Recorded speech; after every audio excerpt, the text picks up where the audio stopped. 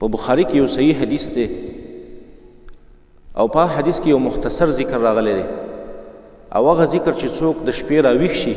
هر ټایم کې چې سترګې راوغړېږي او راویښ شي او هغه ذکر وکړي او دغه سړی بیا څه دعا غواړي الله پاک ول هغه دعا قبلوي او دغه سړی که څومره عبادت کوي الله یې عبادت قبلوي هر څومره حاجت چې ستا په زړه کې هر څومره مشکل دی او هر څومره حاجت دی او د شپې د سترګې راوغړېدلې او دغه ذکر دی وکړو دغه ذکر نه وروسته هره دعا وکړله چې کله د حرام دعا نه د شرعي حاجت دپاره یو د نیک حاجت دپاره د یو ښه حاجت دپاره څه دعا وکړي الله یې دله قبلوي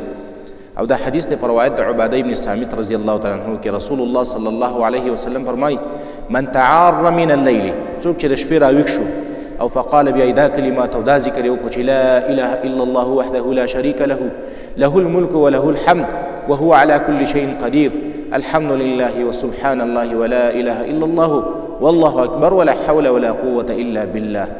دا ذکر وکړو رسول الله صلی الله علیه وسلم فرمایي ثم قال بیا دې سړي د دې ذکر نه وروسته دا وویل چې اللهم اغفر لي یا الله تمامات کړي او دعا یا بله څه دعا وکړله بل یو حاجت دی هغې الله ته وړاندې کړو نو رسول الله صلی الله علیه وسلم فرمایي استجیب له د دې سړي دا دعا به الله قبوله کړي دا حاجت به الله ورپوره کړي او په ان توضأ